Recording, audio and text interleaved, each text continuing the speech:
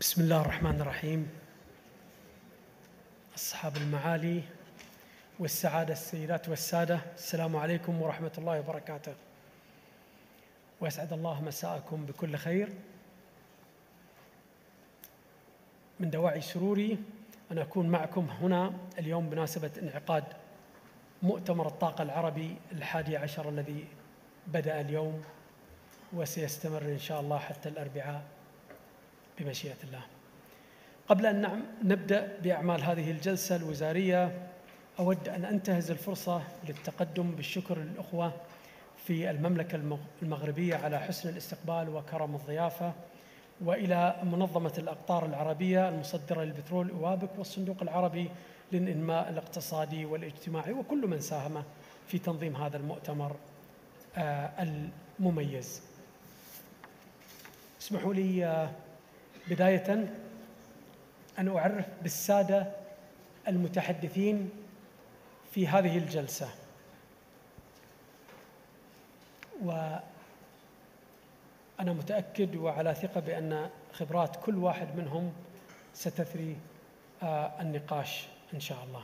معنا اليوم معالي المهندس طارق الملا على يميني، وزير البترول والثروة المعدنية في جمهورية مصر العربية، ويليه معالي الأستاذ مصطفى قيطوني وزير الطاقة في الجمهورية الجزائرية الديمقراطية الشعبية، وسعادة الدكتور سونغ زيانشينغ الأمين العام لمنتدى الطاقة الدولي IEF على يساري، والدكتور عزيز يحيائي من منظمة الدول المصدرة للبترول أوبك، وأخيراً وليس آخراً السيدة بيغ ماكي من وكالة الطاقة الدولية IEA. كما يسرني أيضاً أن أقدم لحضراتكم مقدم ورقة النقاش الدكتور بسام فتوح، مدير معهد أكسفورد لدراسات الطاقة، وكذلك هو أستاذ بكلية الدراسات الشرقية والأفريقية بجامعة لندن، وهو أيضاً باحث في كلية سانت أنتوني بجامعة أكسفورد، وهو متخصص في أنظمة تسعير النفط الدولية وأمن إمدادات النفط في الشرق الأوسط وديناميكية فروق أسعار النفط وأسباب تقلباتها. الدكتور فتوح نشر مجموعة متنوعة من المقالات حول مواضيع النفط والغاز بشكل خاص والطاقة بشكل عام، وظهرت في منشورات في مجلات أكاديمية ومهنية عديدة.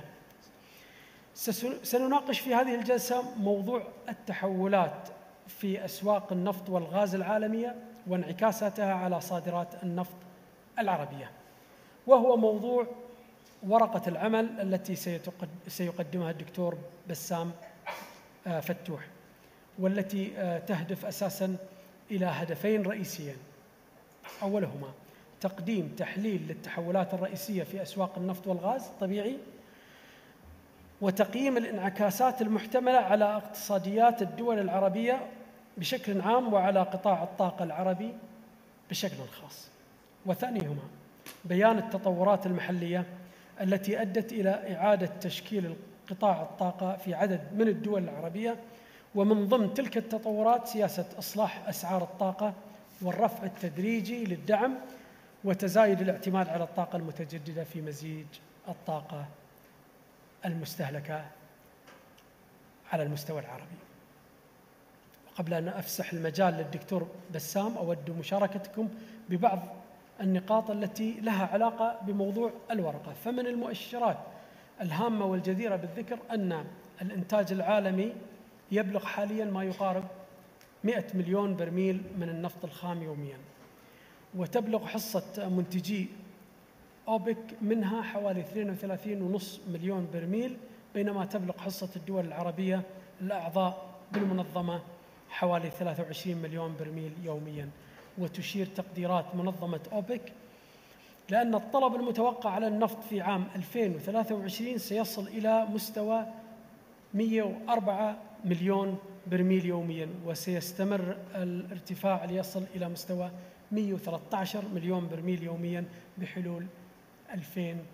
2040، وهذا ما يستدعي ضخ استثمارات ضخمة في مجال إنتاج النفط للوصول إلى مستويات الإنتاج المذكورة. وبصورة أكثر تفصيلاً ووفقاً لتقديرات منظمة أوبك التي أعلنتها في اجتماع الجزائر قبل بضعة أيام، فإن الحفاظ على توازن السوق يتطلب استثمارات ضخمة جداً لا تقل عن 11 تريليون دولار أمريكي خلال الفترة من عام 2018 إلى 2040. هذه الاستثمارات طبعاً على مستوى العالم. أصحاب المعالي والسعادة، السيدات والسادة المتحدثين بالجلسة، ننتقل الآن ونطلب من الدكتور بسام فتوح التفضل بتقديم ورقته التي ستتناول الموضوع الذي ذكرناه وهو التحولات في أسواق النفط والغاز. دكتور، Thank you. شكرا جزيلا. Thank you, Mr. Chairman.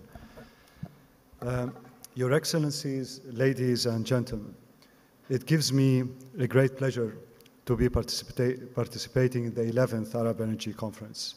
I would like to thank OAPEC and particularly Mr. Abbas Al-Naqi for the kind invitation and for the opportunity to address this distinguished audience.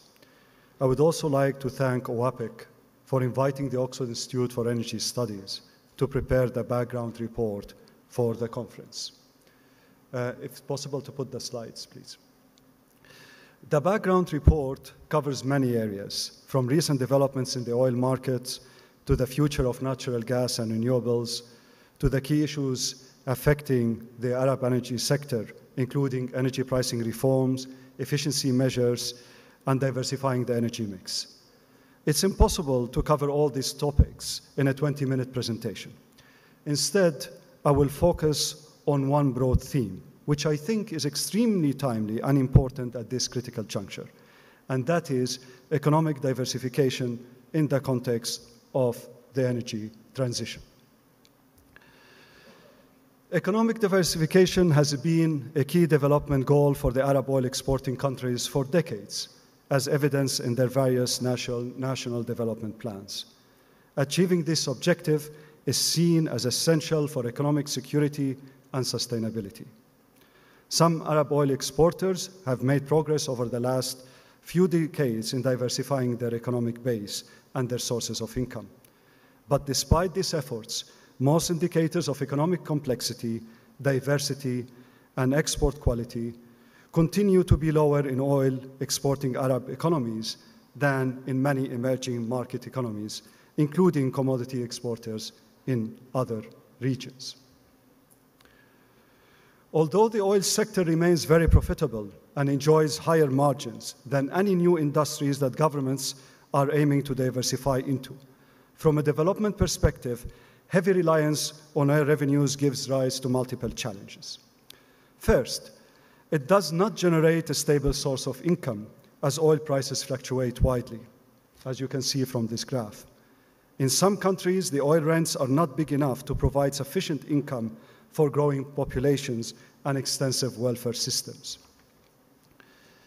Second, the industry is capital intensive in nature and does not generate enough jobs for the hundreds of thousands of young people entering the labor markets in the Arab world each year.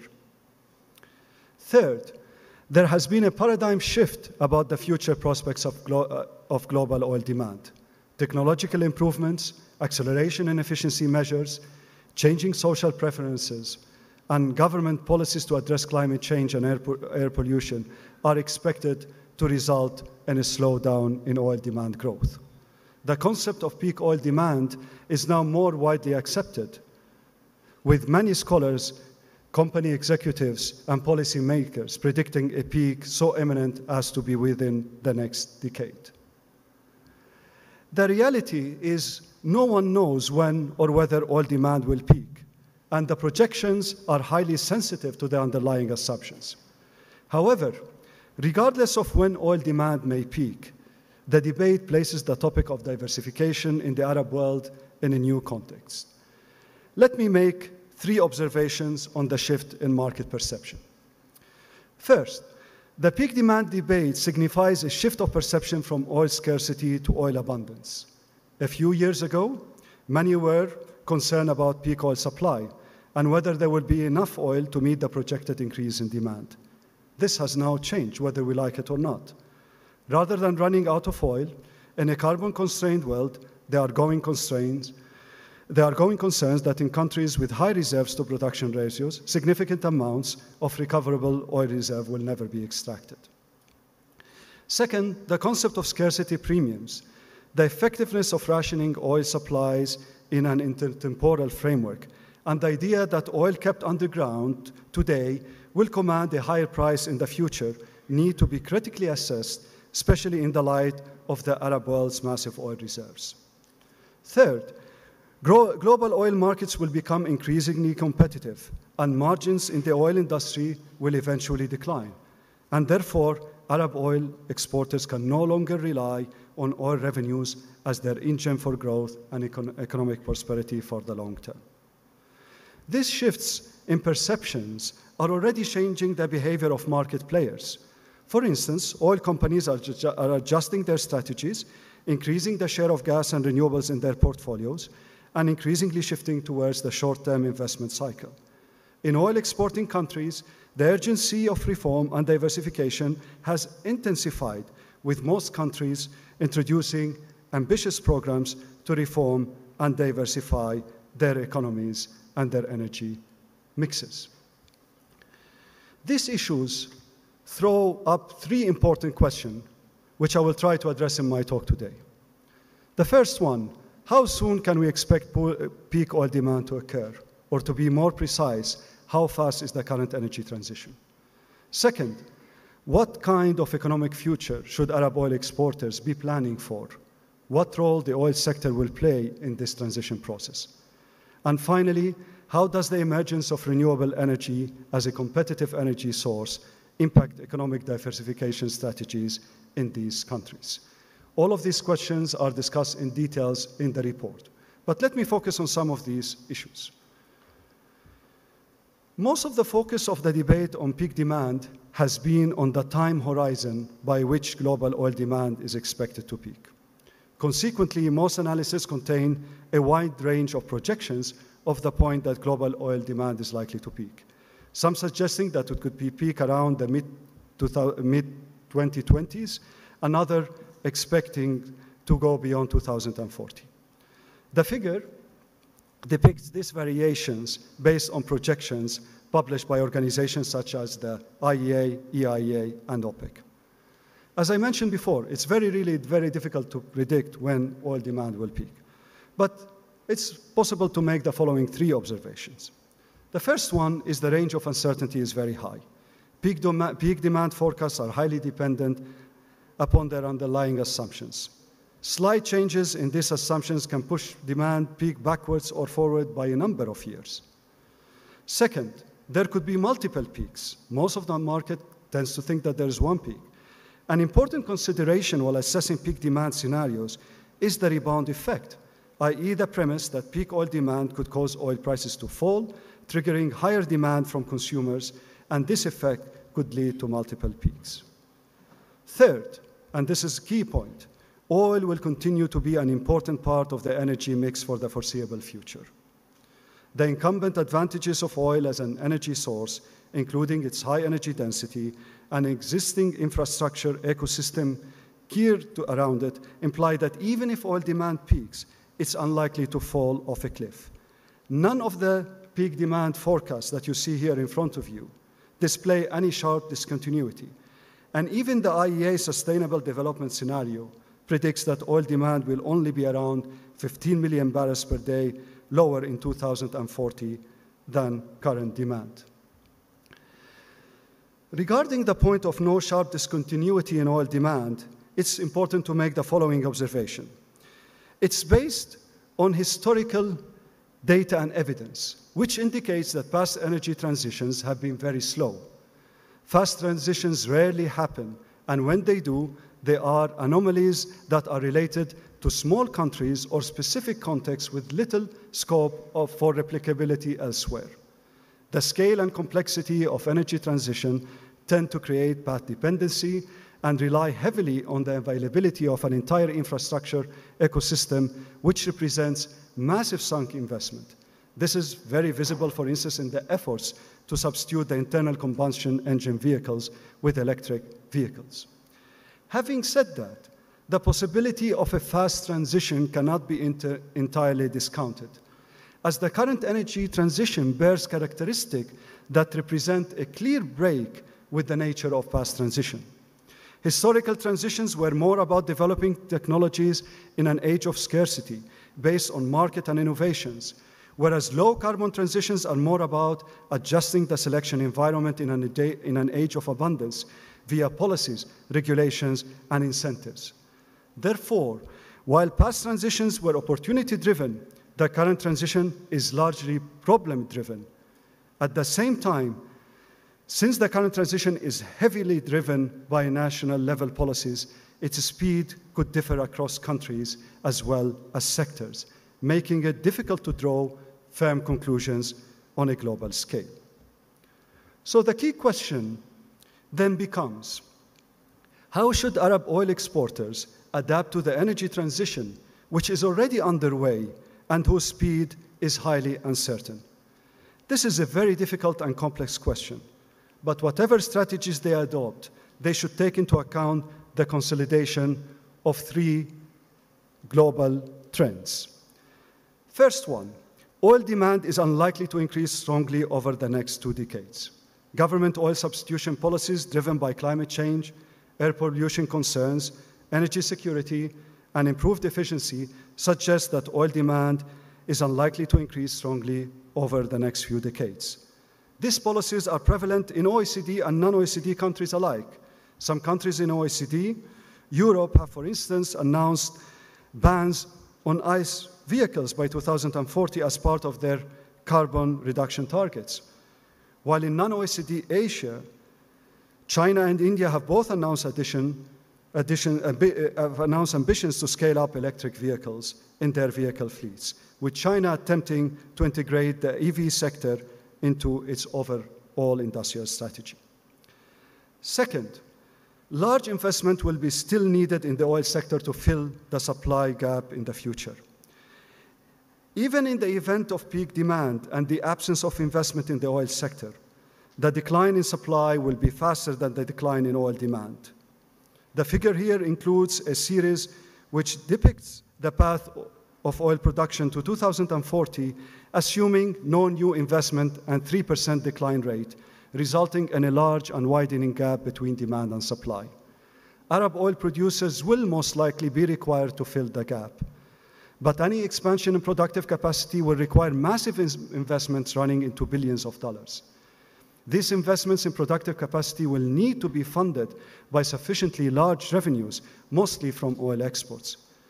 At the same time, Arab oil producers face competing demands on their revenues, given the social welfare measures funded by these revenues, which underpin their societies. Countries also require relatively stable political environments in order to make these investments. In the absence of such stability, it's not necessarily true that countries with the cheapest oil reserves will be able to develop their reserves fast. Finally, renewables are at an inflection point. While there are many uncertainties surrounding the energy transition, there's virtual consensus among forecasts that the shares of renewables in the energy mix will rise. Renewables energy recent cost deflation has been nothing short of revolutionary for the global energy industry. So, what is the role of the energy sector, the Arab energy sector, in this transition? To put it differently, how should Arab oil exporters feed the above trends into their strategic thinking and economic diversification agendas? In the context of the energy sector, it's worth making the following 3 observations.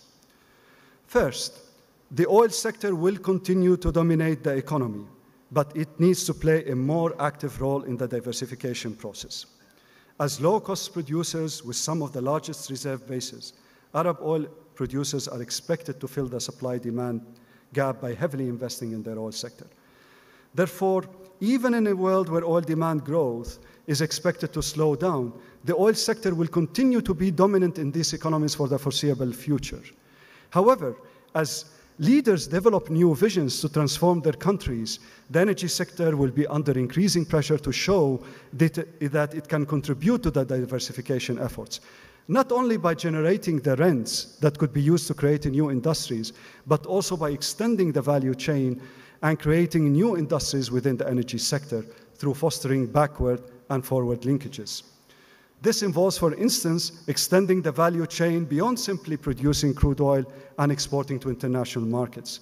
By extending the value chain, highly capital-intensive industries and don't generate many jobs. Therefore, the recent emphasis of the Arab oil exporters has been on extending the value chain to more complex petrochemical products and even finished products manufactured in industrial parks that attract the private sector and foreign direct investment. Adding more stages to the oil value chain in this way not only generates more jobs, but also greater variety of jobs, including in the service sector, such as trading, marketing and sales, procurement and logistics, as well as supporting services such as accounting, finance, and human resource management. Also, given the challenge that Arab oil exporters face in providing low-carbon solutions demanded by their customers, this challenge could be tackled through enhancing the importance of the knowledge economy. So in short, rather than treating the oil industry as a sunset industry in a world of heightened uncertainty, Arab oil exporters will need to be much more strategic in the terms of how the oil sector can enrich economic diversification. Second, regardless of the speed of the energy transition, governments should pursue measures to optimize the use of their resource bases. This includes the implementations of energy efficiency measures, rationalizing domestic energy consumption, reforming energy prices, reforming the power sector, and diversifying the energy mix to increase the role of gas and renewables. Such measures are complementary to the overall economic diversification strategy. Finally, Arab countries should not miss out on the renewable revolution. They have great potential for renewable energies, owing to high level of irradiation throughout these countries and wind potential in some. Many countries in the region also have fewer limitations on the use of land for constructions and wind and solar farms. Furthermore, their locations are often close to the region's main energy markets. Collectively, these conditions create unique opportunity for many Arab countries to exploit their renewable energy resources to fulfill the potential and to take part of this emerging business. However, given the uncertainty in the speed of the transition, Arab oil exporters need to adopt strategies that are likely to be successful under a wide set of future market conditions. Renewables may replace hydrocarbon sources in the domestic energy mix, but not in the government budget, because investment in renewables does not generate the high returns that the oil and gas industries do. Also, while energy renewables are part of the diversification strategy, they alone cannot deliver the real needs of these economies, such as job creation and welfare improvement. Therefore, Arab oil exporters need to gradually extend their energy model rather than completely shift from hydrocarbon to renewables and instead integrate renewables into their hydrocarbon assets. Oil exporting countries cannot simply transform into renewable exporting countries. Indeed, these countries have unique characteristics that make the rationale of investment in renewables quite compelling. They have rising energy demand and are at a stage of development where economic growth is tied up with energy consumption, and the rise in energy demand is expected to strain their export capability. In short, for oil exporters, investment in renewable energy addresses to some extent government short revenue maximization objectives by freeing exports of hydrocarbons, but it does not guarantee their long-term sustainability. In the long term, diversification of their economies, which requires deep structural reforms, remain the main adaptation strategy that these countries need to pursue. So let me finish with the last point, which I think is quite important, and that is the role of oil policy. While diversification should remain the ultimate objective of Arab oil exporter, the process is complex and fraught with challenges and potential setbacks. Many oil producers will take a long time to develop alternative industries and activities that are profitable as extracting low-cost oil.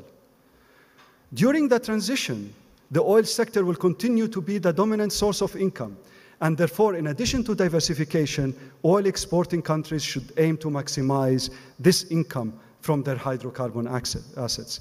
This implies that oil policy and oil monetization strategies will remain key in shaping these countries' economic strategies for the foreseeable future.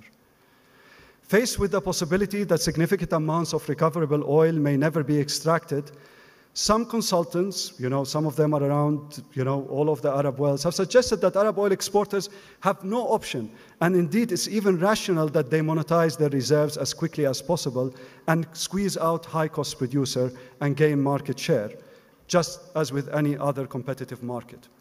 However, this argument ignores the significant challenge that a shift to a competitive market poses for major oil-producing countries. If most low oil cost producers adopt a similar strategy and increase supplies in the face of expecting slowing demand growth, this will result in a massive fall in oil prices and oil revenues, putting the political, social, and economic stability of these countries at risk and derailing the entire economic diversification agenda. There's also a question whether low-cost producers can really increase their production capacity, especially in an environment of low oil prices. This would be a major undertaking requiring a huge investment and difficult to implement, especially in countries with an unstable and political economic environment. In other words, the heavy reliance on oil revenues places a constraint on how fast Arab oil exporters can shift to a more competitive world. Therefore, even as we shift to a more competitive market, and those days are coming, oil policy and managing producer-producer relations will continue to matter. Rather than simply pursue a policy of non-cooperation and competition with low and high-cost producers are most likely to continue to cooperate and restrain their output in an attempt to increase revenues. But the cooperation between producers has to take a different shape to that which has existed in the past. For instance, producers should not only be concerned with low oil prices, but also be proactive when prices are too high, as high oil prices induce strong supply and demand responses. It's true that maintaining cooperation in a more competitive world is very challenging.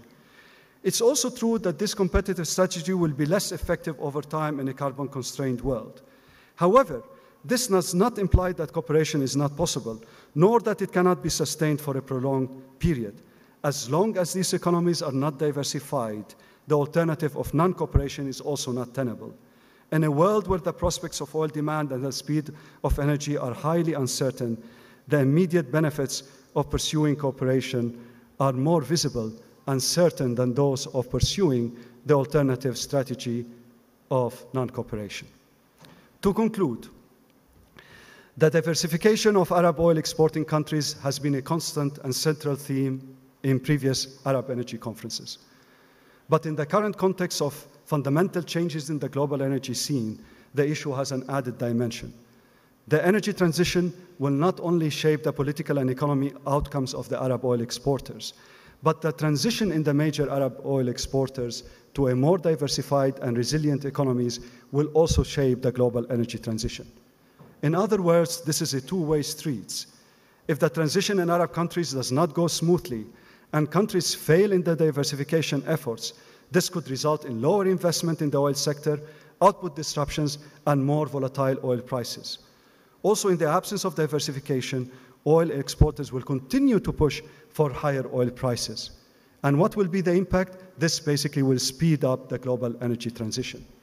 In contrast, if these countries succeed in their diversification objectives, they will not only increase the resilience of their economies, enabling the pursuit of a more flexible and proactive oil policy and the adoption of long-term strategies, they could also influence the speed of the global energy transition and secure the long-term demand for oil. Thank you for your attention.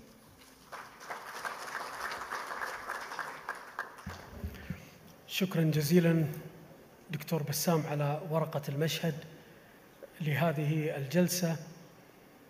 ومؤكد أن ما طرح في هذه الورقة من معلومات قيمة ومن تحليل نافذ على التحولات في نطاق الطاقة في العالم. أتفق معك، فهذه التحولات كانت ولا زالت موجودة.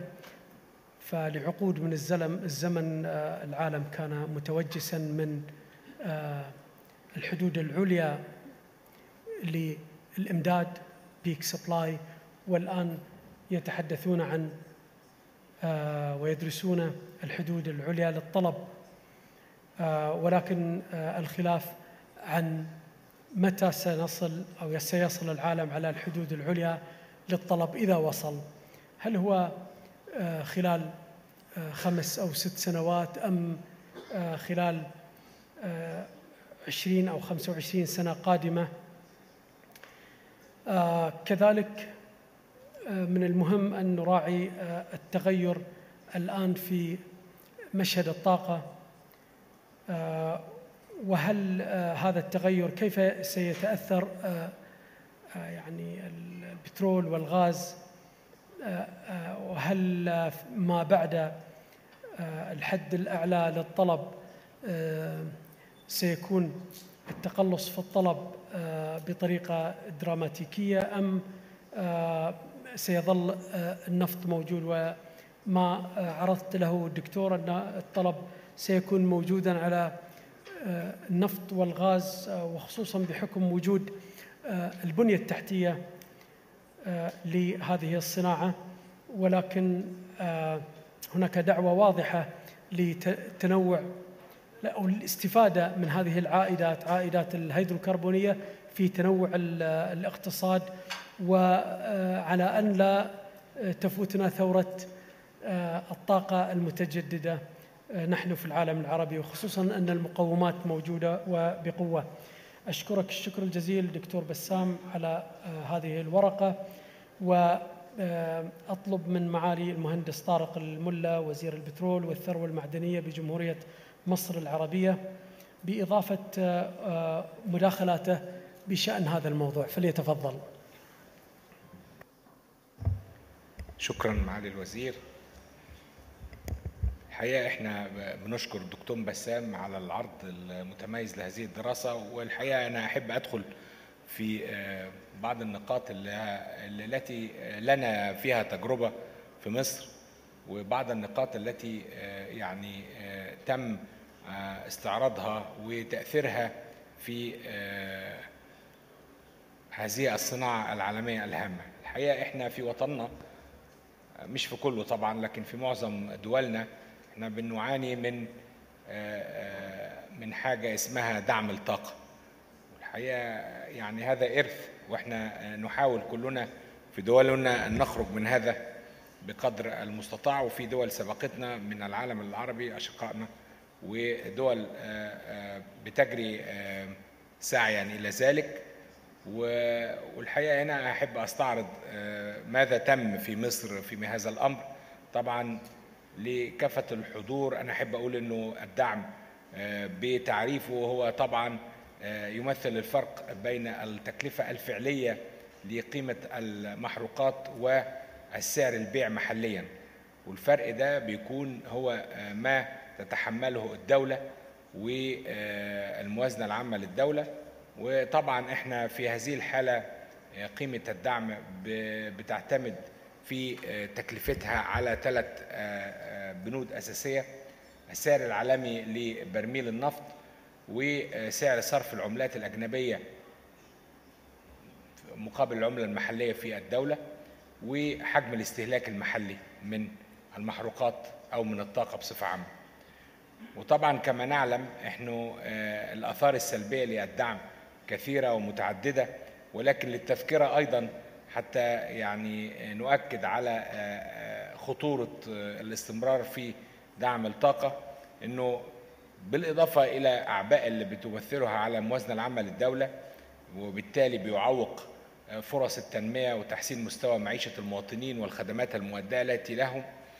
كمان بيستنزف الموارد الطبيعية والإسراف في استهلاك الطاقة بيؤدي إلى انتشار استخدامات غير شرعية للمنتجات. ومعنى ذلك إن احنا نقصد بيحصل موضوع التهريب، لأنه لما بيكون في دول أخرى في الجوار سواء حتى في البحر تكون بتبيع بأسعار عالمية وأنت بتبيع منتجاتك بأسعار مدعومة، فبيتم عمليات التهريب، وكمان بتخلق نوع من السوق السوداء داخل البلاد. بيأثر ذلك طبعا على عوائد الدولة وقطاع الطاقة، لأنه بيقلل كمان من السيولة اللي بتكون متوفرة لديه، مما بسبب سعر البيع المنخفض الذي يتم بيعه للمواطنين.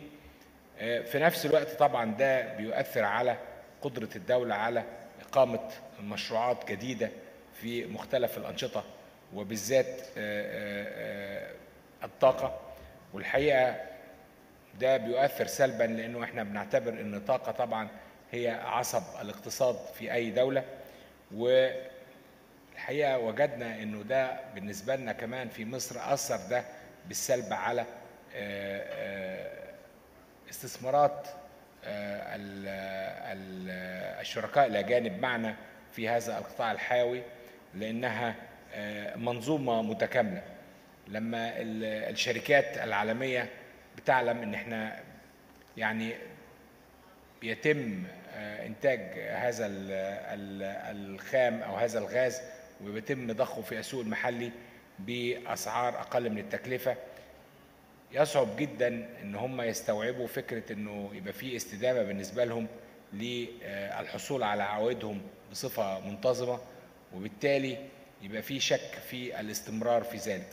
واحنا بنتكلم على تجربة حصلت عندنا بالفعل، اللي كان في نهايتها ان احنا تراكمت مديونياتنا على الشركاء الاجانب الى ان بلغت في منتصف 2012 الى 6.3 مليار دولار من المتأخرات. وده كان ليه رد فعل طبيعي، وهو الإحجام عن الاستمرار في الاستثمار، وكان أدى ذلك مباشرة إلى تخفيض الإنتاج. وده يمكن اللي أدى كما علمنا وشاهدنا ما حدث في مصر من انقطاعات للكهرباء وضعف إمداد الغاز للقطاع الصناعة، وكمان عدم التزامنا بالتعاقدات التي كانت موجودة للتصدير. فكانت مشاكل من كل مكان. فأنا عايز أقول هنا أنه الاهتمام بالتالي بالتأكيد على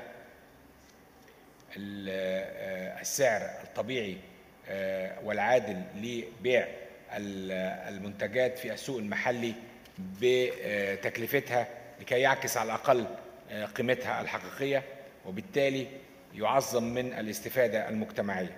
الخطوات اللي أخذتها مصر في هذا الأمر هو أنه اتخذت قرارات منذ 2014 في بداية تخفيض الدعم وترشيده وتوجيهه إلى برامج الحماية الاجتماعية وتوجيهه إلى القطاعات المحتاجة أكثر إلى هذا الدعم، ولا سيما قطاع الصحة، قطاع التعليم، قطاع النقل الجماعي. والحقيقة أن احنا استمرنا وأخذنا هذه القرارات من 2014 كحكومة، وكل عام بدأنا نخفض في الدعم ونرفع في أسعار المنتج المحلي، أسعار بيع للمستهلك. والحقيقة أنه رغم ذلك على مدار ال5 سنوات، على مدار ال4 سنوات الماضية، استمرنا في هذه الخطوة بإرادة سياسية وبدعم كامل من القيادة السياسية وتفهم كامل من المواطنين، رغم صعوبة هذا الإجراء، لأنه في بعض الأحيان طبعا كما تعلمون أنه هذا بيؤثر مباشرة على الأسعار وعلى التضخم. ولكن الحقيقة أن هي كانت من الإجراءات المطلوبة جدا. والحقيقة أن احنا وصلنا في تكلفة يعني سعر البيع بالنسبة للتكلفة لحوالي 75% أو 80% من سعر التكلفة. يعني احنا سعر البيع دلوقتي في السوق المحلي للوقود البنزين والديزل أو السولار إلى حوالي 75-80% من تكلفته. ومن المشاكل اللي احنا عانينا منها ان احنا على مدار ال5 سنوات اللي فاتت دي المبلغ اللي تم انفاقه على دعم المحروقات بلغ ما يوازي 30 مليار دولار في ال5 سنوات الأخيرة.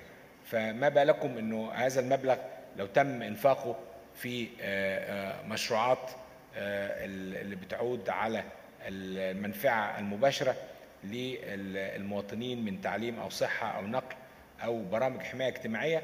لأن الحقيقة كما كلنا نعلم أنه اللي بيستفيد من هذا الدعم حقيقة هم الناس الأكثر دخلا وليس الفئات المعنية بدعم المحروقات. احنا الحقيقة في اللي عايزين نقوله برضو في النهاية أنه من العلامات الإيجابية في استمرارنا في منظومة ترشيد الدعم انه وجدنا، وده من ضمن الاهداف اللي احنا عايزين نوصل لها، وجدنا ان احنا بالفعل حصل ترشيد للاستهلاك، وبدأ الاستهلاك للمحروقات ينخفض ووصل لحوالي 5% تقريبا في المتوسط العام لمجموعة المحروقات من بنزين أو بوتاجاز أو سولار أو ديزل ومازوت. فده طبعا 5% في إجمالي استهلاك لبلد زي مصر يمثل رقم كبير، وبالتالي بقى ده بيؤكد أنه كان في تبذير وكان في عدم وعي في الاستهلاك للمنتجات البترولية. وطبعا احنا بنقول انه ده جزء مهم جدا في علامات الإصلاح الاقتصادي، لأنه احنا بنعتمد في حالنا في مصر على 30% من استهلاكنا بيكون من الاستيراد الخارجي، وبالتالي احنا لما يجي نستورد من الخارج 30% من احتياجاتنا يبقى معنى كده انه ده بيكلف الدولة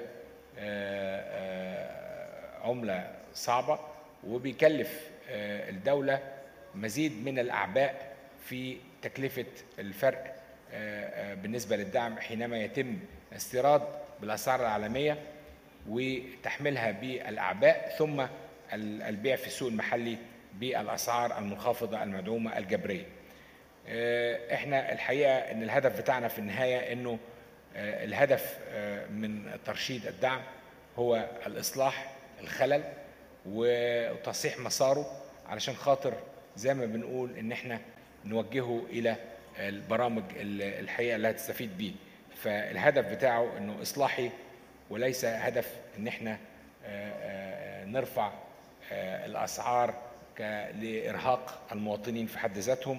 واعتقد انه هذه التجربة في طريقها الصحيح بالنسبة لنا في مصر، ويعني احنا شايفين انه مستمرين في هذا الإطار. وشفنا ده انعكس على حاجة تانية مهمة جدا، ودي النقطة التانية اللي أنا أحب أعمل مداخلة فيها، هو يمكن ذكرها الدكتور بسام، هو ضرورة الاستمرار في الاستثمار في تنمية الاكتشافات بسرعة وبرتم سريع، وليس التأخير أو تأجيل هذه الاكتشافات، لأنه التطورات العالمية اللي بتحدث والتكنولوجيات كمان أيضا في مجال الطاقة الجديدة والمتجددة بتجعل أنه من الأسلم التعجيل في عملية تنمية الاكتشافات. ويمكن دي التجربة الأخرى اللي مصر مرت بها، ويمكن سمعتم عن تجربتنا في الغاز الطبيعي في الكام سنة الماضية، بعد أن كنا في 2005 صافي مصدر للغاز، انقلب بنا الحال إلى أن أصبحنا في 2012 إن احنا بقينا مش قادرين نوفي احتياجات البلد، وبدأنا في استيراد ال LNG الغاز الطبيعي المسال اعتبارا من 2015.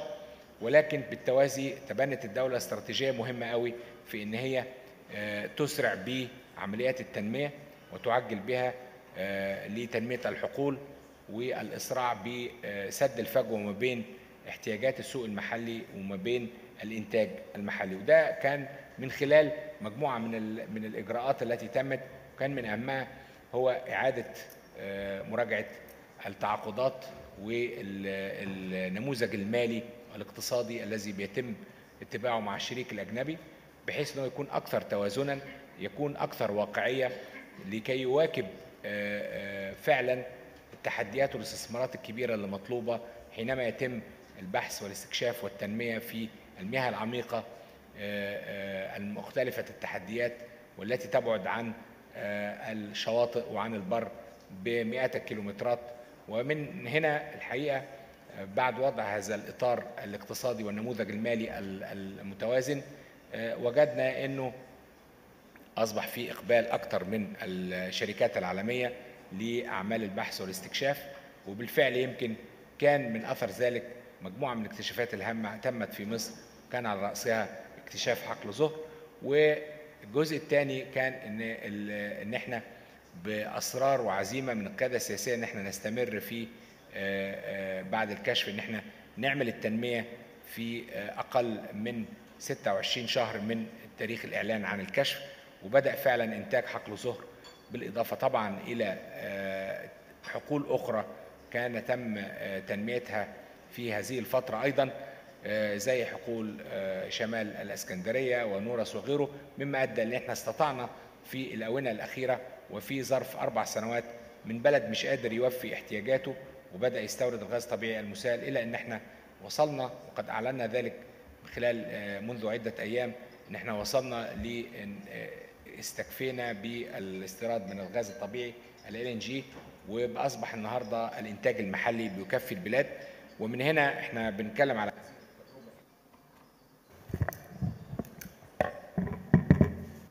التجربة الهامة اللي نستطيع ان احنا نقول فيها انه التزامات مع الشريك، التزامات بان احنا مع الإصلاح الدعم تستطيع ان انت توفر الموارد اللي بيها خفضنا مديونيات الشريك الاجنبي من 6.3 مستحقات IOCs عندنا من 6.3 مليار دولار ل 1.2 مليار دولار، مع منظومة الإصلاح الخاصة بالإصلاح الاقتصادي وإصلاح الدعم كما ذكرنا من قبل.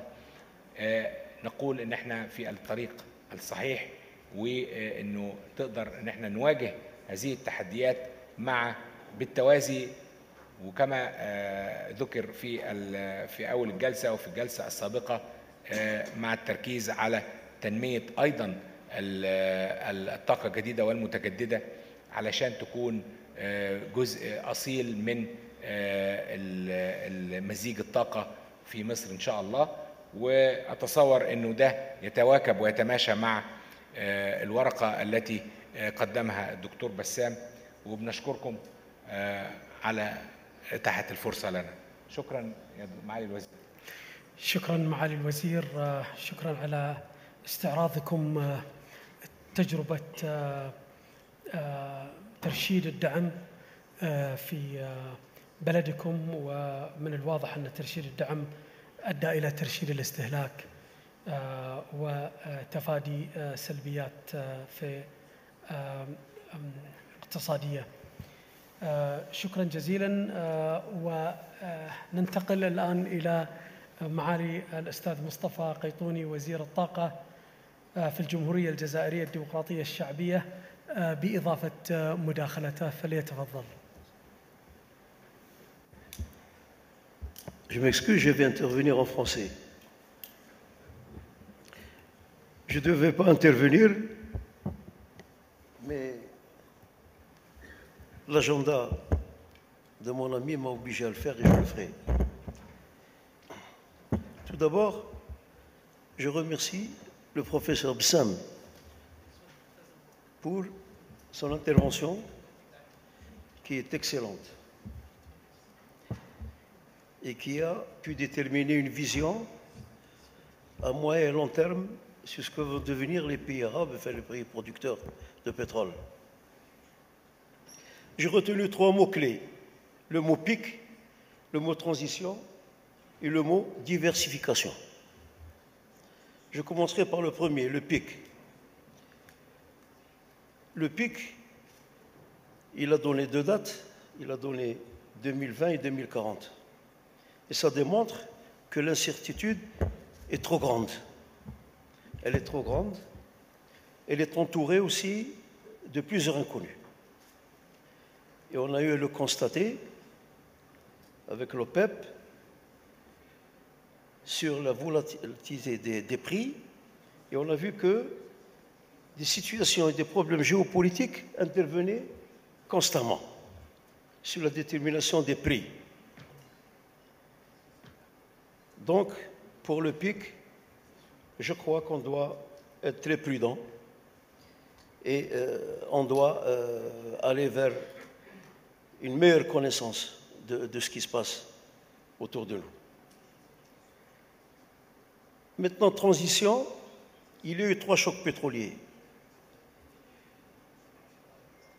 Le 3e choc pétrolier a créé un véritable déclic au niveau des pays producteurs de pétrole, un véritable déclic. Tout a chuté, les prix ont chuté, et puis comme les économies étaient basées sur le pétrole, certains pays à 95-96% de revenus, les pays arabes et les pays producteurs se sont mis à chercher une transition qui pourrait d'abord leur permettre de faire face à la consommation intérieure qui ne fait qu'accroître. Et là, c'est dû d'abord au prix appliqué dans ces pays pour le consommateur avec des subventions dont a parlé mon ami. Si je prends le cas de l'Algérie, vous avez une subvention qui concerne d'abord l'énergie, qui est de 15 milliards de dollars an, qui concerne le prix de l'énergie, qui concerne tout ce qui est carburant, et vous avez 15 milliards de subventions concernant tout ce qui est santé, tout ce qui est nourriture et ainsi de suite. Ça veut dire que 30 milliards de dollars partent par an pour les subventions. Donc, qu'est-ce qui nous a obligés de faire le déclic? C'est de penser à une transition sans douleur. Cette transition, donc, elle va nous permettre d'abord d'aller vers des subventions ciblées qui vont nous permettre, crescendo, d'aller vers la vérité des prix. On a aussi demandé aux consommateurs internes de rationaliser les consommations. Et ça a donné quelques résultats qui sont encourageants, ce qui nous a amené à augmenter difficilement les prix de l'énergie. Je parle de l'électricité et du gaz. Diversifier, on est obligé de le faire, mais c'est difficile, parce que les habitudes sont très difficiles à changer. Nous sommes en train de diversifier et ça vient tout doucement. Ça vient tout doucement. Maintenant, ce qui concerne les prix. Les prix, on peut dire appliqués par l'OPEP, on peut dire aussi que c'est des prix qui sont issus de l'équilibre de l'offre et la demande. Le prix n'a jamais été décidé par l'OPEP. Il faut qu'on le sache. Le prix, c'est l'offre et la demande qui le déterminent avec les situations géopolitiques dont je parlais. Et ce qu'il faut savoir, c'est maintenant il faut trouver un consensus entre les consommateurs et les producteurs. Le consensus est très difficile à trouver. Si les prix de l'OPEP augmentent, l'industrie ralentit. L'industrie mondiale ralentit. Et si elle ralentit, il y aura un problème de surstock. Parce qu'on va aller vers la situation qui a prévaut et qui nous a ramené en 2014 et les prix ont chuté. Si on descend les prix, les investisseurs ne vont pas investir parce que le coût de production ne pourra pas couvrir le coût de l'investissement. Donc ce dilemme, il est posé à l'OPEP tous les jours. Le deuxième problème, c'est que les réserves s'amenuisent. Les opérateurs et les investisseurs se font rares. On est arrivé à une situation maintenant où l'investisseur, c'est le pays qui va le chercher et qui le ramène pour investir. Alors qu'auparavant, c'était l'inverse. L'opportunité, c'était l'opérateur qui allait les chercher dans le pays producteur. Ce qui nous a ramené, et qui a ramené plusieurs pays producteurs, de réviser leur position. Quelque part, ils étaient en position de force. Et réviser leur position, c'est réviser leurs lois et leur fiscalité. Il faut que leurs lois puissent être plus flexibles pour attirer des investisseurs, pour reconstituer d'abord les réserves et augmenter les capacités pour faire face à la consommation mondiale. Tout à l'heure, mon ami, le ministre du pétrole qatari, a dit les pays producteurs, l'OPEP et le non-OPEP affiliés, leur quote-part dans la consommation journalière du monde, elle est de 34 à 35%. On est en train de produire entre 32,5 et 33 millions de barils jour. Le reste, il est produit par le reste des producteurs qui n'est ni OPEP ni membres participants de l'OPEP. La consommation journalière, elle est de 98,5 millions barils par jour. Quand on parle de pays arabes et quand on parle de pays qui est de transition, il ne faut pas oublier que 70% du pétrole, elle est produite par ailleurs. C'est-à-dire qu'il faudrait qu'il y ait, moi je pense, un consensus. Il faut qu'il y ait une OPEP et une OPEP+, qui englobe tous les producteurs pour aller vers un consensus qui permettra de sauvegarder les pays qui consomment et les pays qui produisent et arriver à un juste équilibre. Merci beaucoup. Merci.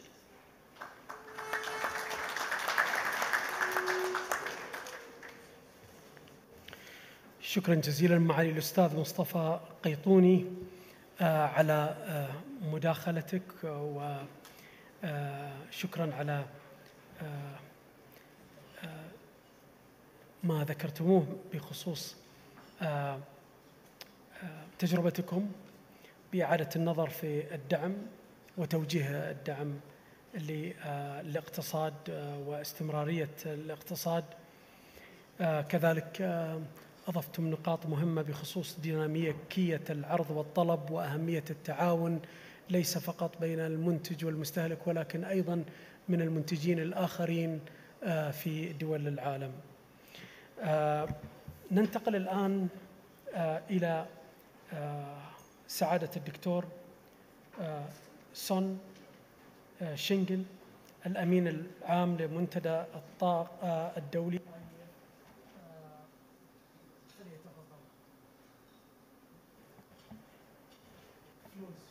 Floor is yours, Your Excellency.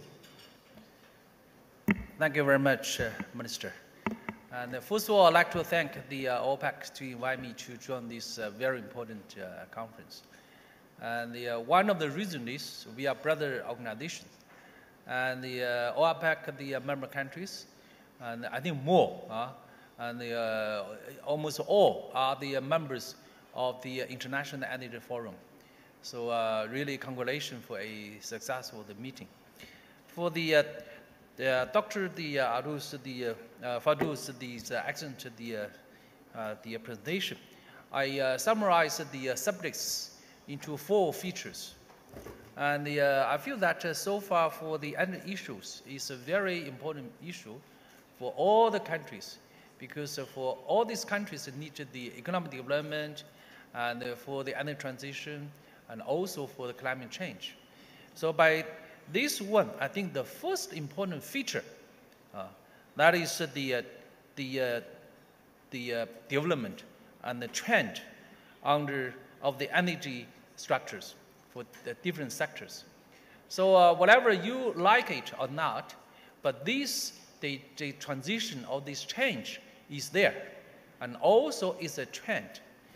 Under the pressure of the policies, the development of technology, and also of the climate change pressure. So this is the first one, this is the feature.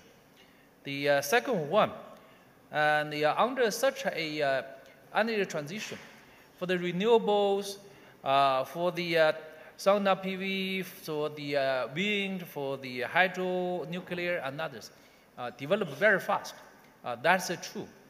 And for the Europe countries, for the Asian countries, for the even last 2 months, I paid a visit to South Africa. Also this. And this April, we had a meeting in India. And India, they have this the policy of gas-based energy policy. So even China, for the hydro, for the wind, and the nuclear, all have a very fast development. So the second feature, I feel that these the renewables, the energies develop very fast. On the other hand, also these new renewables not easy, and probably I think all you realized the news yesterday. The electric cars for the Tesla, the president is going to resign, and so for the news all made this, and also I think for the technology development and especially for the electric cars, not easy. Although it's a fast development, but very challenging. So this is the second feature. The third one, I feel that about the future. Every February, IEF worked together with the OPEC and IEA, and we had an outlook in Riyadh, Saudi. So by this one, and probably we invite also the many industry companies like the BP, Shell, the CNBC, Repsol, ExxonMobil, and the Aramco, of course. So there.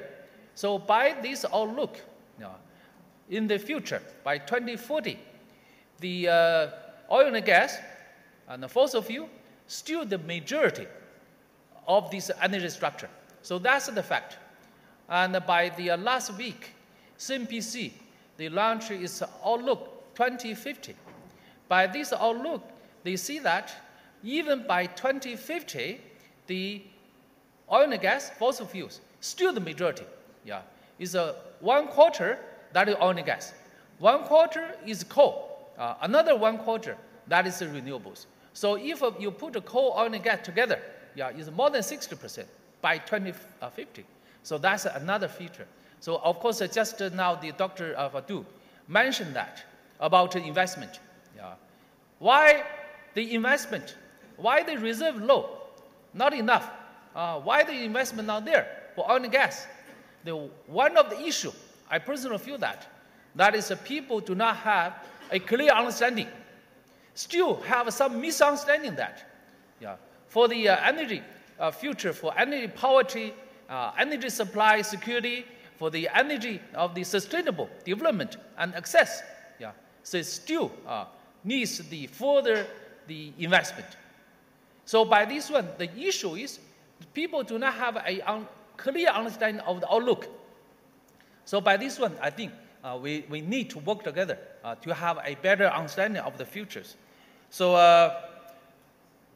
the number 4, I feel that my understanding for the future, and that is the international collaboration, cooperation, and dialogue is a must.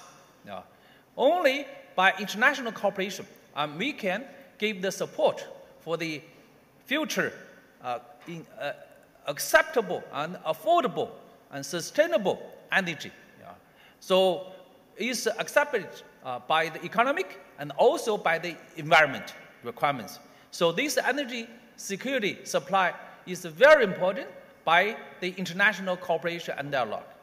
And also, the second point to support this international cooperation, I think lies the requirement of the investment.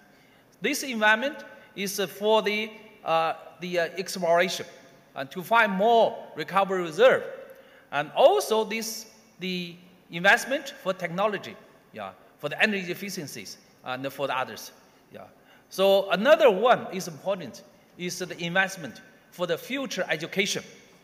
And last week, the Global Alliance of the Energy Universities, 28 universities, they founded this Global Alliance in Beijing, headed by China Petroleum University. They invite me to go give them a speech. So by this one, I feel that some of these young students, they don't want to join the study of the oil and gas. The reason is they have a misunderstanding. They feel that oil and gas is a sunset industry. So this is a misunderstanding there. So I think for the outlook, for the investment, all they need are the international cooperation and also the international dialogue. And I feel that in the future, the work together, and not only for region and for international, is very important for the international cooperation. Thank you.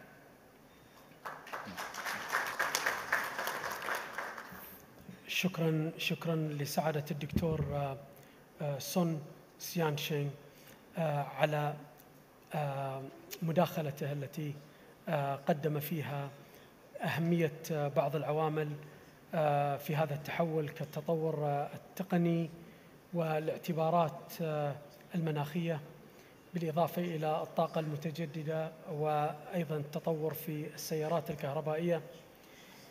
ننتقل إلى الدكتور عزيز يحيائي، كبير محللي أبحاث منظمة الدول المصدرة للبترول أوبك، اللي مداخلته حول التحولات في عالم الطاقة. فليتفضل.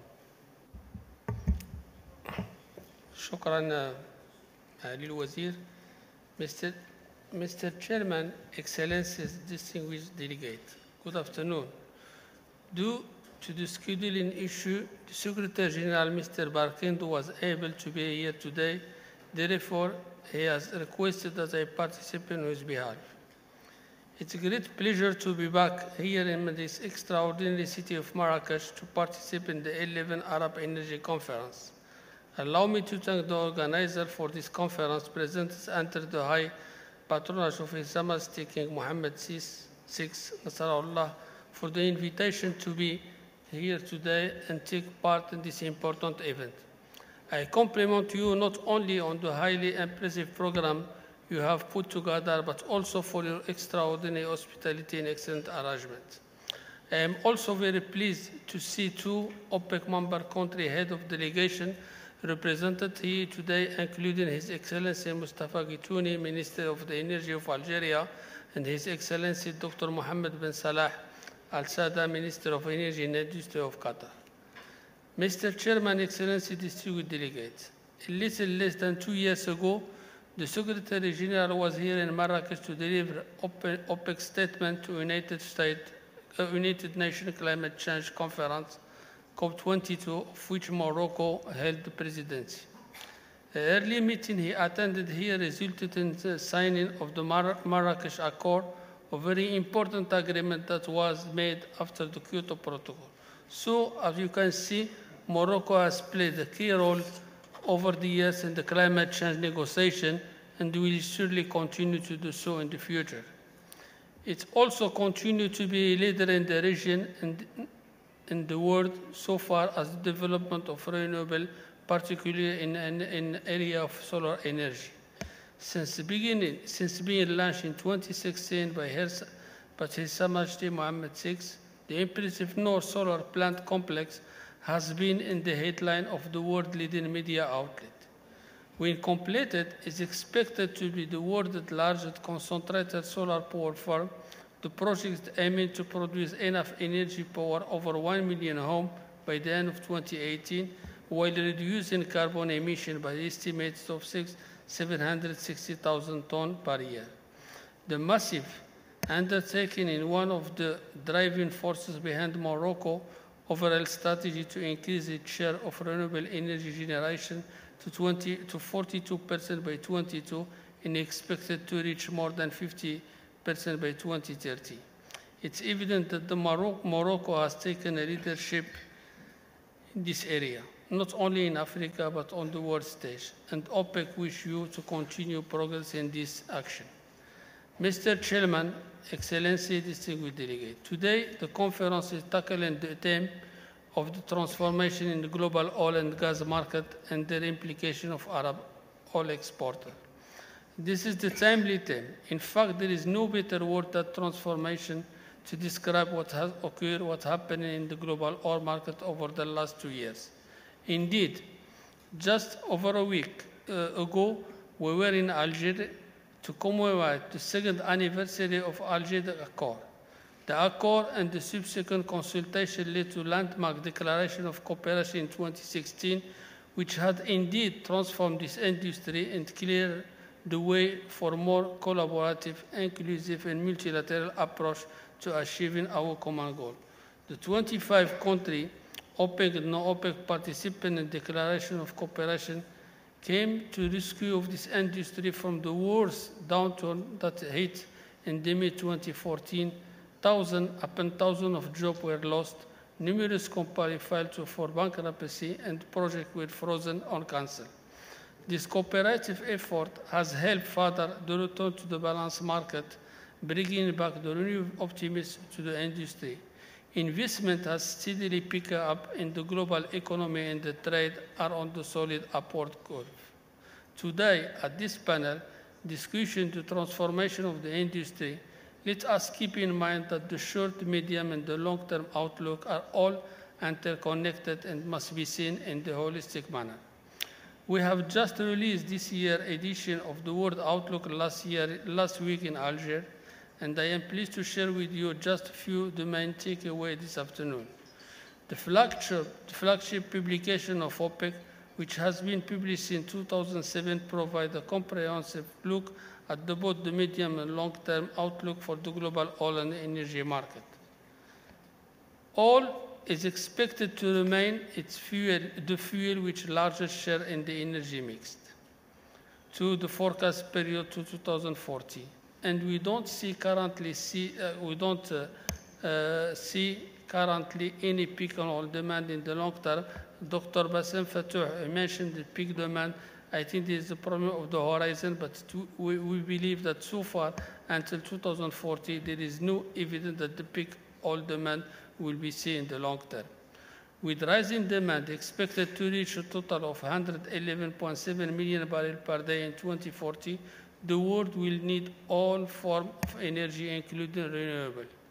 Renewable, including solar, is forecast to have the highest average growth rate for around 7.4% until 2040. However, due to the current low base, the increase in absolute terms is estimated at around 19 million barrel oil equivalent per day between now and 2040. This is a positive news for Morocco as the major producer for solar energy. And finally, it's appropriate here in Marrakech, which has played such a vital role in the climate change discussion, to touch on the issue of environment and sustainable development.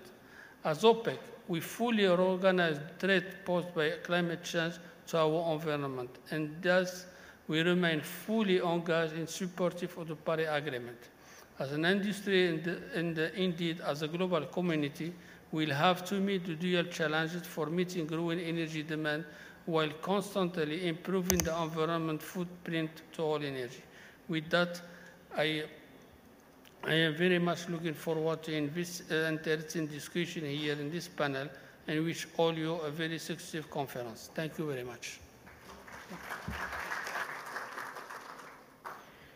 شكرا جزيلا دكتور عزيز يحيائي على مداخلتك التي توضح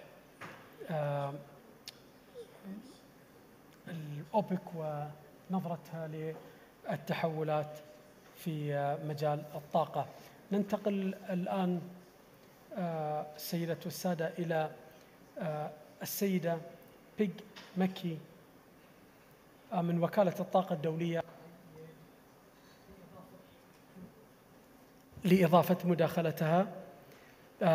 السيدة ماكي هي محللة أول للطاقة في وكالة الطاقة الدولية، وتقدم توقعات إنتاج النفط على المدى القصير والمتوسط، وهي ذات خبرة واسعة في تحليل النفط وسوقه والطاقة على العموم، مع التركيز بشكل خاص على الشرق الأوسط وأوبك. فلتتفضل السيدة ماكي. Thank you, Minister. Good afternoon, Excellencies. Good afternoon, Excellencies. Ladies and gentlemen, on behalf of our Executive Director, Dr. Fatih Birol, I would like to express deep gratitude to the Kingdom of Morocco for welcoming us here. We're very happy to have Morocco as one of our associate members at the IEA. And thank you very much to OPEC for giving us this opportunity to share our views at this conference. So I would like to talk to you very briefly about oil demand, because it's a subject that throughout the world can often be very oversimplified. Right now, the way we are using and fueling up our passenger cars is changing, and it's changing very fast. The fuel efficiency improvements are a big part of this story, but so too are electric vehicles. And while EVs now are still only a small part of the global fleet, in some countries, and most importantly China, EVs are really moving into the fast lane. And that's why, despite increased demand for individual mobility and an increase in the global car fleet, we see the possibility of a peak in oil demand in passenger cars coming soon. That's because there's very strong pressure to change, because there's widespread concern over urban air quality. But it's very important to keep in your mind that the oil demand in passenger cars is just 21% of the overall demand picture. There is still going to be very strong demand coming from planes, trucks, ships, and petrochemicals. And those sectors, growing demand for oil is going to keep demand growth on an upward trajectory for some time to come. It's also very important to realize that when it comes to these sectors, it can be more challenging to apply fuel efficiency standards and to shift out of oil into alternative fuels. So just looking very briefly at the petrochemical sector, all around us every day we are using products from this industry. And we at the IEA see the possibility for very strong growth in plastics going forward. So in the emerging economies, especially in India and China, we see strong potential demand for petrochemicals. At the IEA, we call petrochemicals the blind spot in the energy discussion. And that's why this Friday, in fact, we are releasing our report on the future for petrochemicals. Also, when it comes to overall demand in all sectors, we see growth coming from emerging economies, because energy use per capita in emerging economies is still far below that in advanced economies. So we at the IEA are not ready to write the obituary for oil just yet. Now, while that might sound very reassuring to producers out there, we would urge you not to be complacent, because the shale oil revolution is changing the way the global oil and gas market functions. It's changing investment. There's a shift into short cycle investment and out of long cycle investment, which forms the baseload for supply. There's also very much the possibility that policies will toughen up, because there is widespread concern over urban air quality and climate change. So there's potential for real market volatility going forward, and that's a hazard for both consumers and producers alike. We see the risk, if there isn't an increase in upstream investment soon, of the possibility of a return to a boom and bust cycle. So going forward, it will be very important to see how producers respond to these challenges of the changing oil and gas market and the possibility of stronger policy enforcement, because that will shape energy markets and energy security for some time to come. And in fact, it's this topic that we chose to set aside in a special chapter in our soon-to-be-released World Economic Outlook on producer economies. And it was very much a collaborative effort, and I'd like to thank many of you in this room who offered input and feedback to the process. So we also have seen very strong examples of where governments have moved to try to enforce change. For example, in Saudi Arabia, Vision 2030 is of strategic importance. And I was lucky enough to go with our executive director to Saudi Arabia earlier this year. And we were all struck by the determination of Saudi Aramco in the way it moved to apply efficiency and environmental performance across its operations. So we also see a role for producers to further develop energy technology, especially when it comes to carbon capture, utilization and storage, and hydrogen. So with that, I would like to thank you very much for your attention.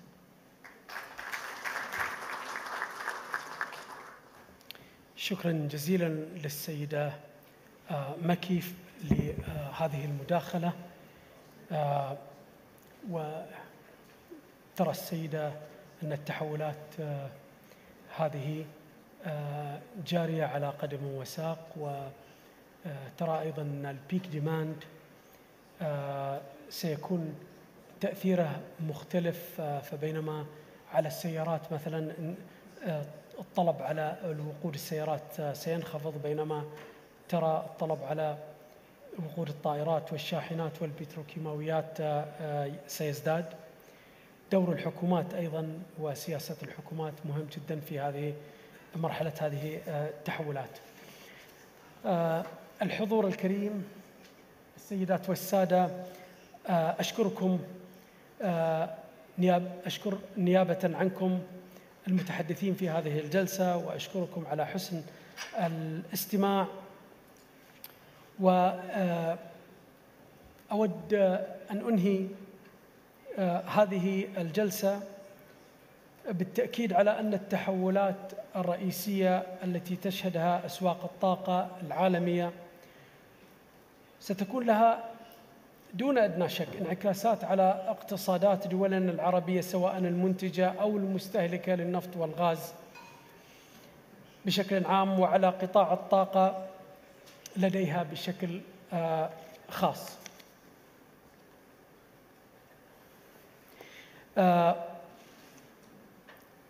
وهذا يدعونا إلى التوصية بأهمية المتابعة اللصيقة لهذه التحولات وبذل كافة الجهود الممكنة للاستفادة منها لما فيه صالح اقتصادنا كدول تعتمد على العوائد النفطية اعتماد كبير، بالإضافة إلى أهمية مواصلة سياسات إصلاح أسعار الطاقة في السوق المحلية.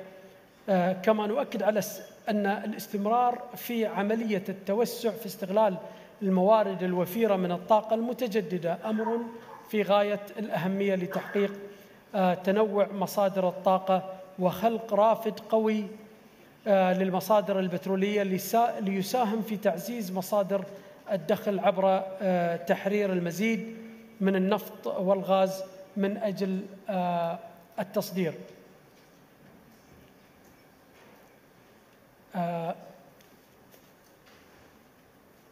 إذا في أي مداخلة من الجمهور الكريم يسعدنا يعني تلقي بعض الأسئلة منكم، فنفتح المجال لأسئلتكم الكريمة. أي مداخلة؟ تفضل.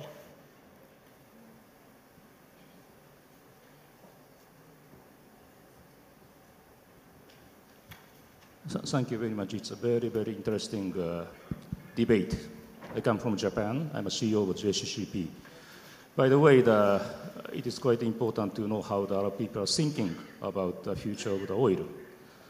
My question is regarding to the President Trump in the US, because it is also useful to discuss the recent policy of the US among us. He stopped the target of the fuel efficiency of the automobile. He softened the regulation in the future. And he's now fighting with the California government about the zero-emission vehicle regulations. Zero-emission vehicle means EV FCV, and plug-in hybrid. That's all. So China is following the idea of California, using the same concept of zero-emission vehicle. China said it's a new EV, NEV. So all people are thinking maybe the regulation will become strong because of ZEV and NEV, California and the US. But President Trump is challenging that trend. He said this is a double regulation. ZEV is a double regulation concerning the EV future. So we didn't discuss about that. How do you feel this trend of the big country of the United States? That's my question. To you or to you? I don't know, please. I think if it's Trump, I can take it, so I don't, no one feels embarrassed. You raise actually a fundamental question, because I mentioned in my talk that the energy transition in the past has certain characteristics, and the energy transition now has very special characteristic, which is related to problem solution and basically to address problems such as the climate change or air pollution in cities.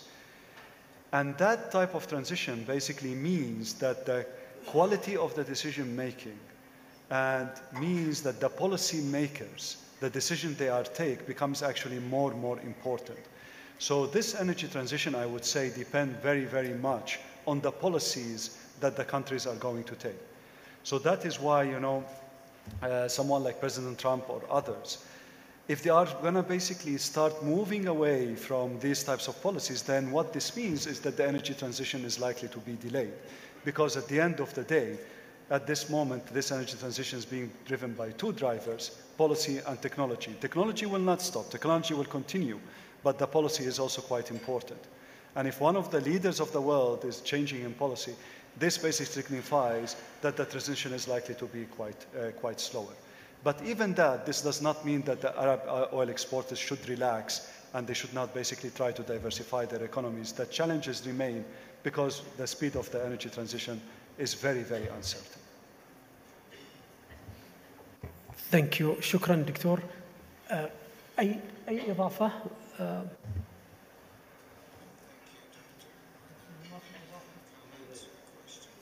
تفضل دكتور.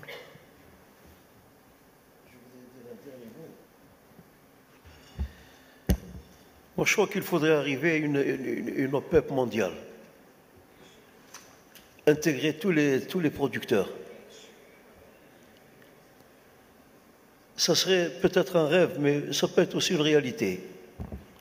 C'est trouver le consensus entre le producteur et le consommateur, d'accord? Et essayer un peu de ramener tout le monde à la table de discussion. Un OPEP plus mondial, vous avez pensé?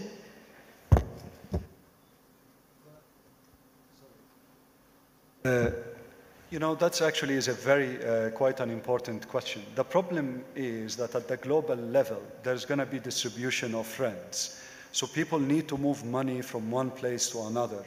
At a local level, this is very challenging. So imagine this at a very global level. So, for instance, one of the suggestions would be, you impose taxes. Developed countries impose taxes and will help, for instance, India or some of the Asian economies, to address some of the problems related to energy poverty or things like that. Now, could you imagine a system where basically you're taxing individuals in rich countries and taking this money to developing countries? That is the problem with the global solutions and collective approach, is that it involves distribution of revenues around and distribution of rents, and that has proven very difficult in the past.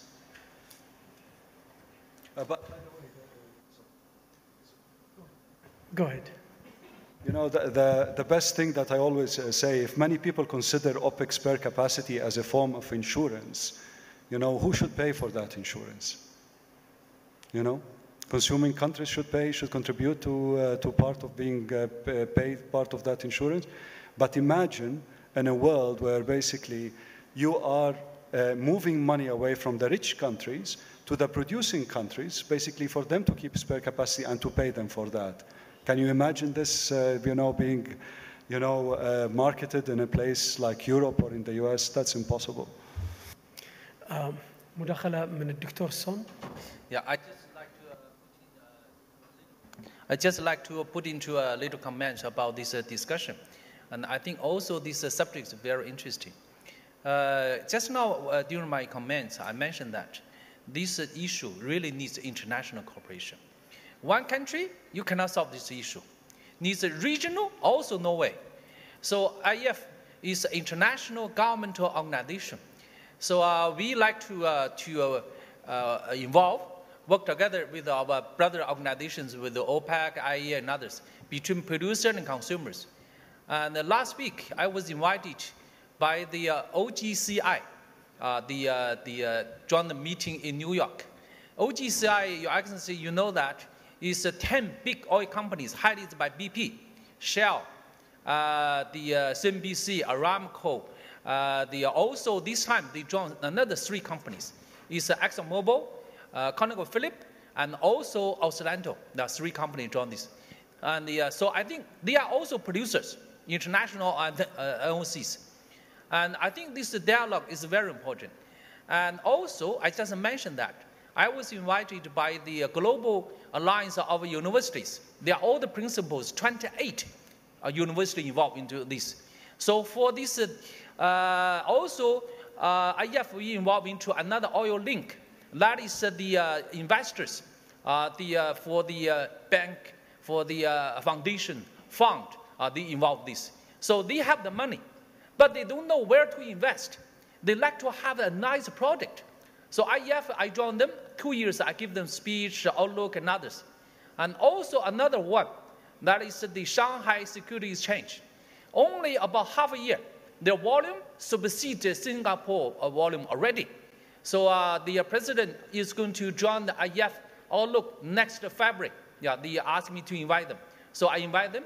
So IEF, we are international platform, neutral platform. Not come to producers, not come to consumers. And so by this one, free for you, okay?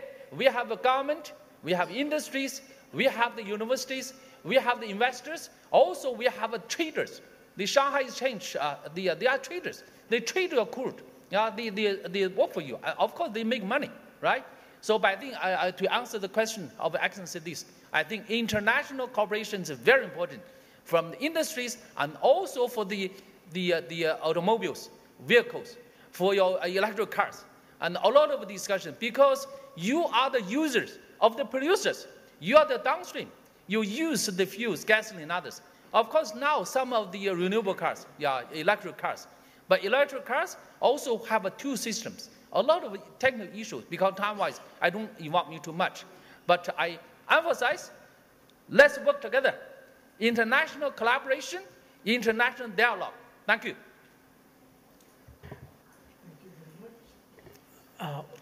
We still have some few minutes. Okay, تفضل دكتور يحيائي. Just follow up what Dr. Bassam Fateh said about the spare capacity. I think it's very important. The spare capacity from OPEC is a concept who is paying for. It's the member country, especially from Gulf country, where they are paying for this spare capacity, is costly. Another point, that there is a close relationship between the price of oil and the spare capacity.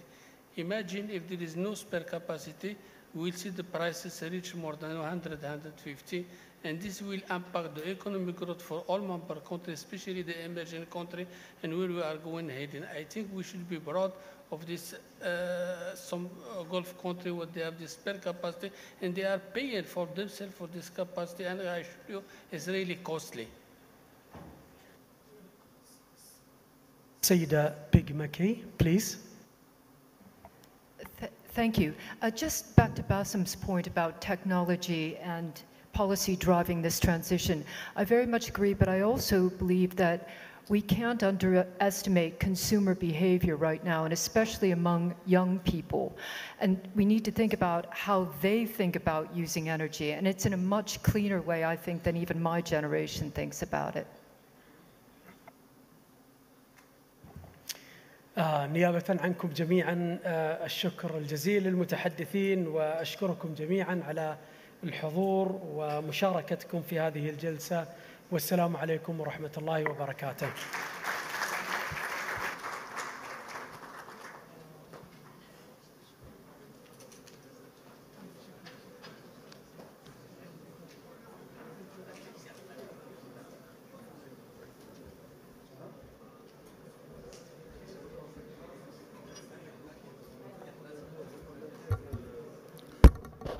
إخواني أذكركم الليلة العشاء إن شاء الله التجمع الساعة 8 التحرك، الساعة 8 نتحرك إن شاء الله ونكون في اللوبي الساعة 8 مساء، عشاء على حساب الدولة المضيفة إلى منطقة شي علي. شكرا.